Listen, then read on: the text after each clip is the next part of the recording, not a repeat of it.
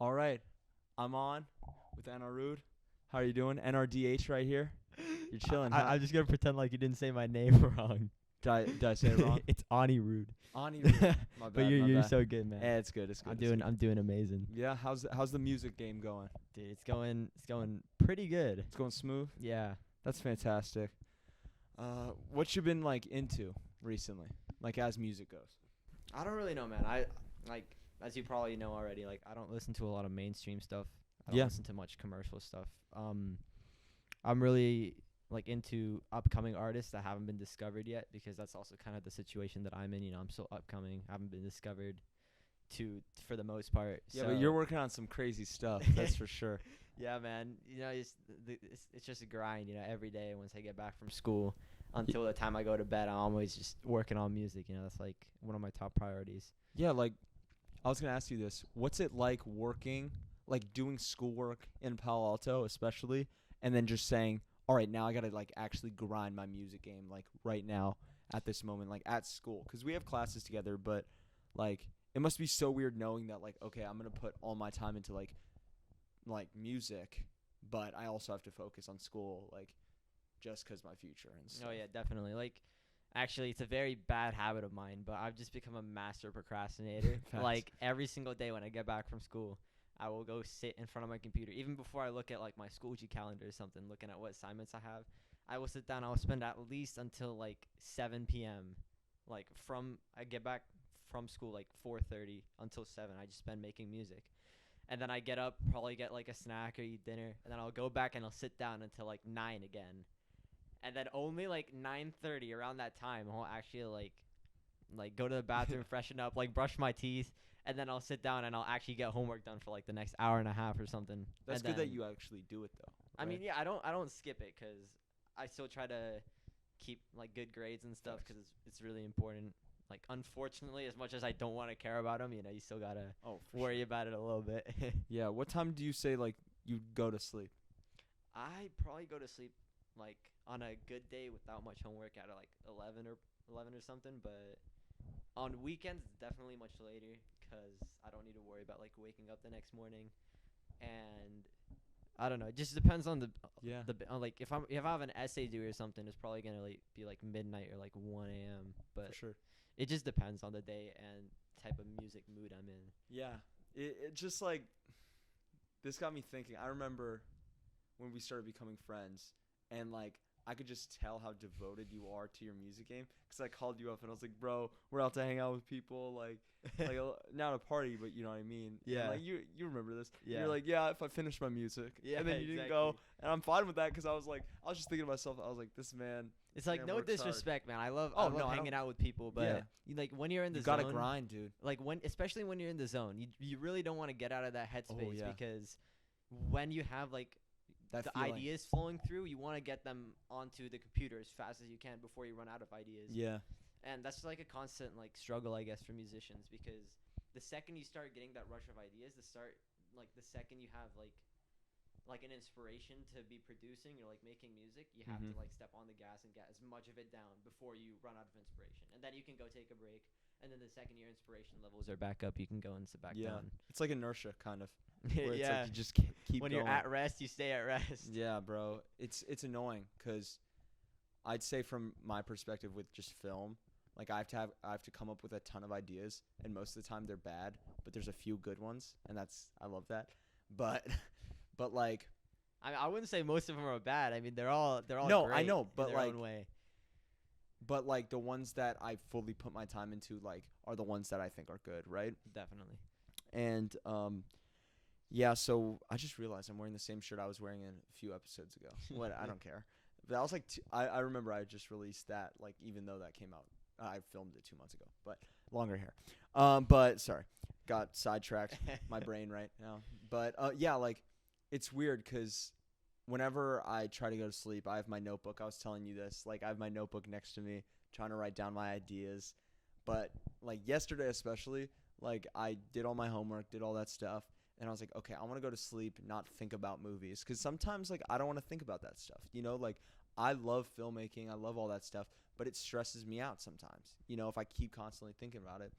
And so, yesterday. I was like, I don't want to think about it. I pulled out my notebook. I was like, I know I'm gonna think about it, but I was like, okay, I don't want to hear the my thoughts, like, you know what I mean, like where your thoughts just keep playing like the ideas that you're playing. But I was like, fuck it, like, sorry, I'm gonna just like write it down. So I wrote down a few ideas, and it's like, but once you hit that where you're like, okay, I'm actually creating good ideas, like I mess with what I'm doing, you start feeling really good, and you're like, okay, I feel good about myself, like what I'm doing with like how I'm making stuff, I guess. You know what I mean? Yeah, like, definitely. It's a weird process, but Like once you're in the flow of doing things, you just want to keep doing it. yeah, exactly. Yeah. And like that's right now where I'm at. I'm like, I just had a long ass day of school, but I was like, yo, we're making the podcast. Like, I'm hyped. Like, I'm so hyped we're doing this. This one, like, we've been talking about this for like 2 weeks. You know, no, that's when we became friends. I was like, bro, we got to do a podcast. And you're like, yeah, okay. But we weren't friends yet. And you're probably thinking like, oh, he's just trying to do that. I think you're underselling my reaction, man. I was totally down really? to do this. No, yeah, but I also thought like, okay, you're like doing big shit right now. Like, I thought you were thinking like, okay, he's just trying to do that because like, oh, you're doing big shit. But that like, wasn't the case. To be honest, like, the real reason I wanted to do this is because I really wanted to like get better. Yeah, for sure. Get to know you better. What am I saying? But like, I remember back in sophomore year, like at the very end when we started getting back on campus, like I didn't know that many people in our friend group. Yeah. And I was like, I think the best way to do it is by actually like individually hanging out with these people. For sure. And like one of the earliest memories I have of you, like, and I actually remember like telling this to Drew. Yeah. Is like, shout out to Drew. I was just hanging out with like Asher and some of the other boys, like Asher, Marco, I remember sitting on that. I'm sorry, I had to shout him out. I remember sitting on the grass and like people were playing spike ball, and you invited me to play. Like even though I was like, oh no, I'm pretty bad at it. Like, because I didn't know that many people. I didn't know you. I didn't know like half the people sitting there, and I was like, dude, this is such a nice gesture to make, you know. So I was like, I gotta get to know everyone better because it's a really nice like group of friends. You know? Sure. Yeah, it's like, I think with the pandemic, it made me more social for sure.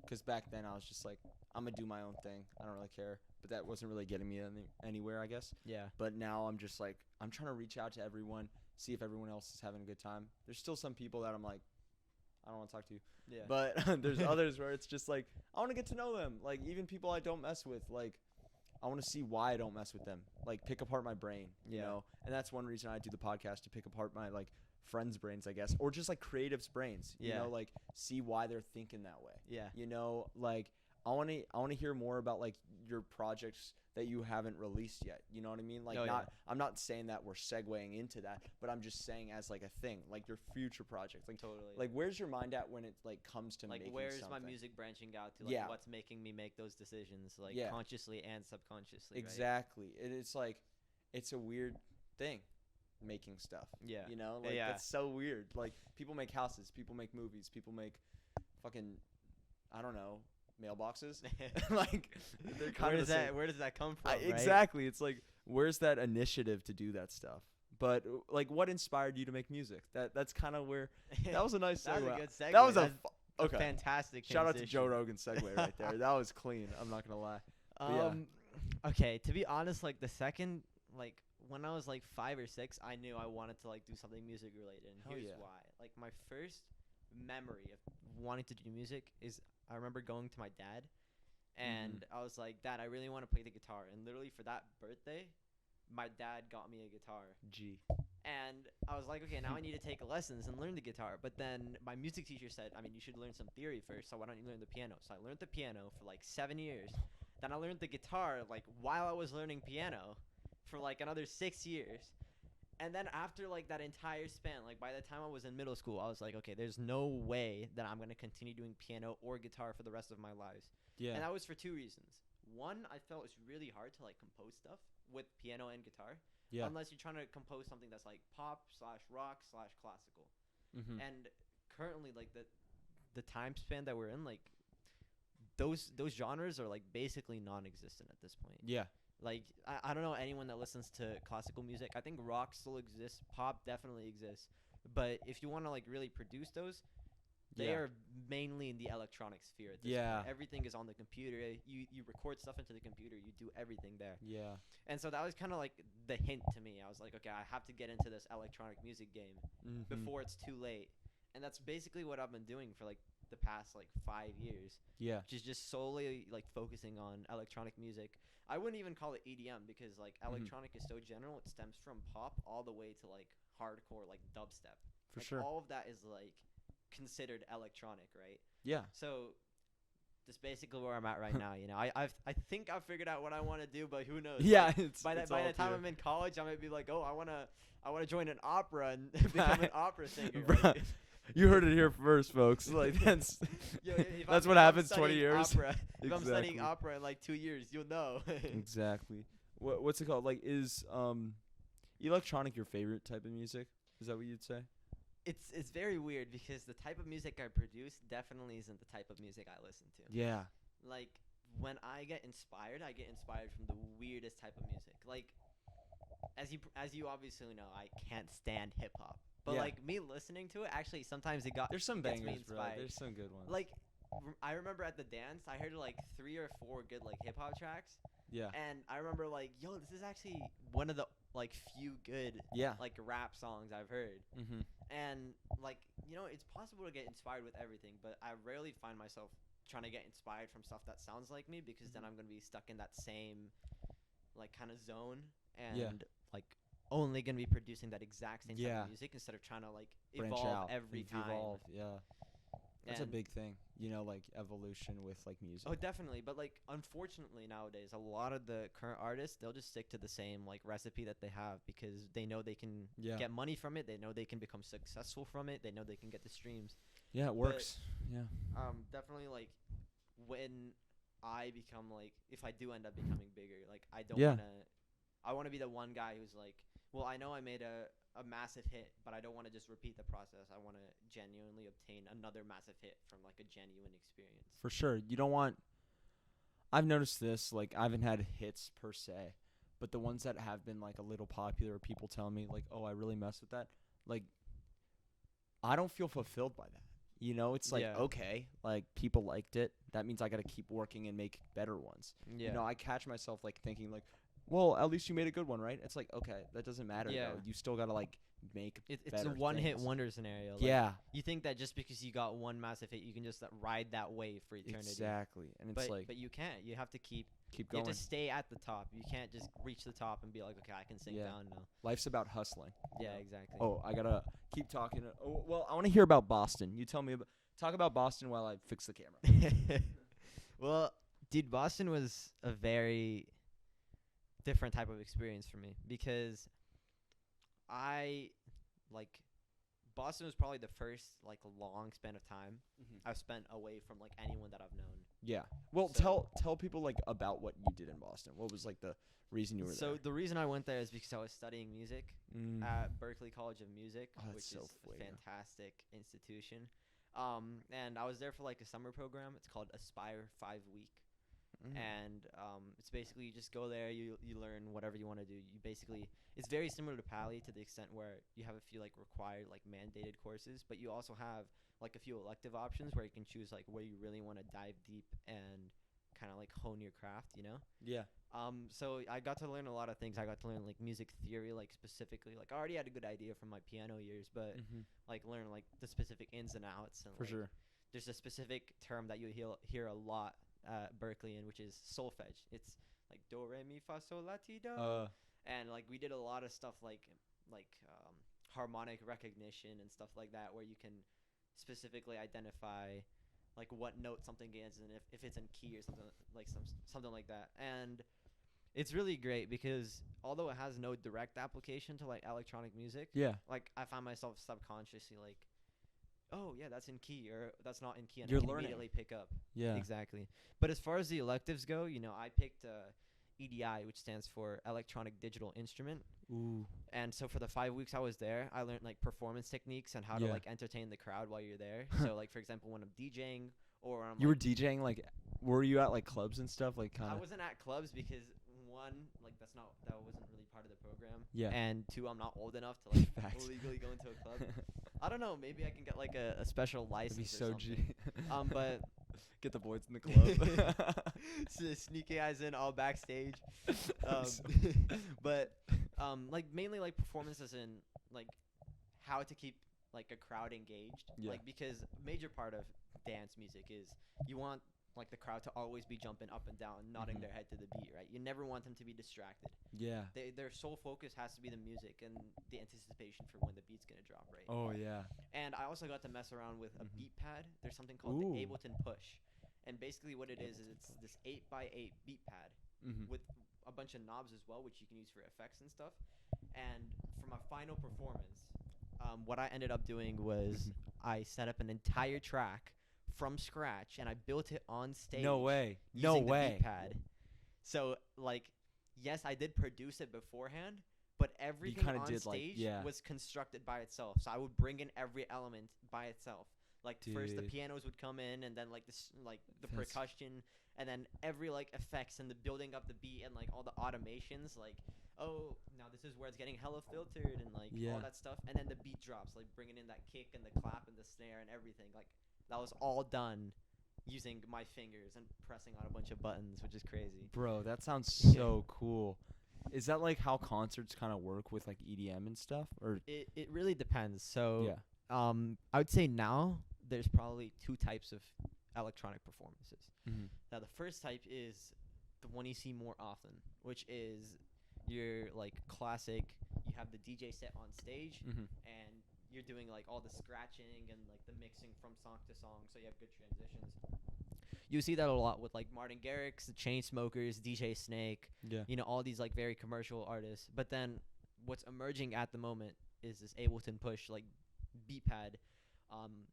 Ableton Push obviously isn't the only one. There are obviously other companies that make it. For sure. But that's just the one you use, kind of. That's I would say, in my biased opinion, is that is the best one. Yeah.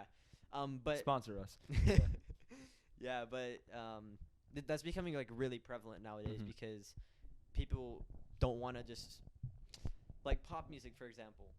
The center of attention is always the singer is singing. Yeah. Right? Rock music, the center of attention is either the singer or like the rock guitar going like full like solo, like major like metal solo going in the background, right? But the DJing, like, your sole focus isn't the person that's DJing, it's the music.